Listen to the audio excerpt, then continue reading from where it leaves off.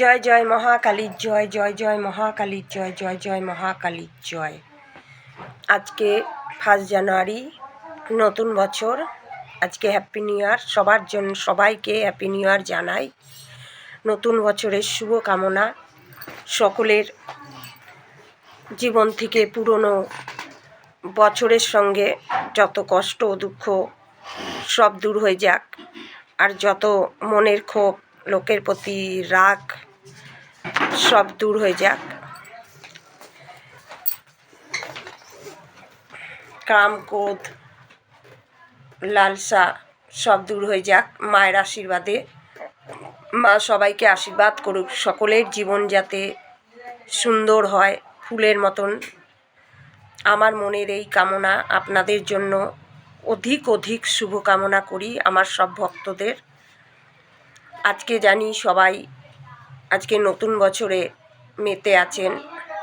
আমিও নতুন বছরের জন্য নতুনভাবে সব কিছুই শুরু করতে চাই।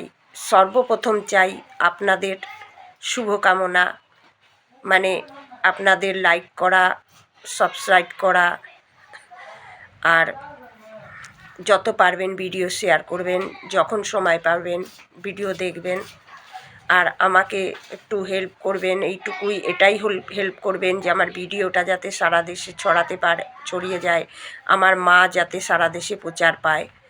মহাকালী মা হচ্ছেন, সব কালী মিলিত হচ্ছেন, তারপরে হচ্ছে মহাকালী যিনি অসুরকে বধ করেছিলেন। তা আমি সেই কালীরই ভক্ত, সেই কালী পেয়েছি।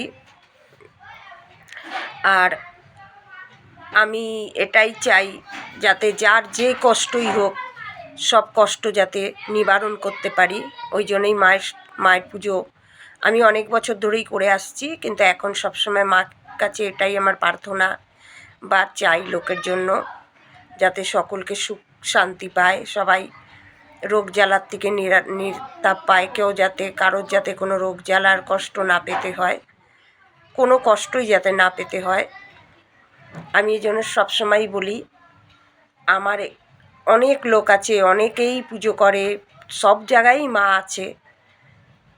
মাকে বিশ্বাস করে গেলে, বিশ্বাস রাখি সব জায়গাতেই কাজ হবে। কিন্তু আমার এইখানে আসলে পরে কাজ হবে কি না হবে সে আপনারা আসলে বুঝতে পারবেন। আমার এখানে যে মায়ের একটা শক্তি আছে সেটা আপনারা আসলে অনুভব করতে পারবেন। যদিও আমার ঘর খুবই ছোট, একটা রুমের মধ্যেই রান্না খাওয়া, মাকেও রেখেছি সবই, কারণ আমি ভাড়া ঘরে রয়েছি তো, নিজের ঘর নেই। আমার স্বামী কোর্টে কাজ করেন, খুবই কম বেতন পান, তার মধ্যেই আমাদের করতে হয়। আগে আমিও কোর্টে কাজ করেছি, এখন আমি মায়ের পুজো পাঠ করি বলে কোর্টে যাই না, তাহলে আর মাকে আর সময় দিতে পারবো না, ঘরও দেখতে হয়। তাই জন্য আমার মনে খুবই ইচ্ছা নতুন বছরে যাতে এই 25-এর মধ্যে আমার নিজের জমি আছে, সেখানে ঘর একটুখানি হলেও করতে পারি, সেখানে মাকে স্থান দিতে পারি। সবই তো মায়ের উপর, মায়ের ইচ্ছেতেই ছেড়ে দিয়েছি। আমাদের হাতে সেরমভাবে পয়সা নেই, তাই করতে পারছি না। আপনারাও অবশ্যই যে যেই ভগবানকে ডাকেন, যে ঈশ্বরের ভক্ত সে ঈশ্বরকে বলবেন, যে মায়ের ভক্ত সে মাকে বলবেন, যে নারায়ণের ভক্ত, কৃষ্ণের ভক্ত, বজরংবলী ভক্ত, সবাই আমার জন্য একটু প্রার্থনা করবেন, আমাকে আশীর্বাদ করবেন, আমি নিজে ঘর করে সেখানে মাকে স্থান দিতে পারি।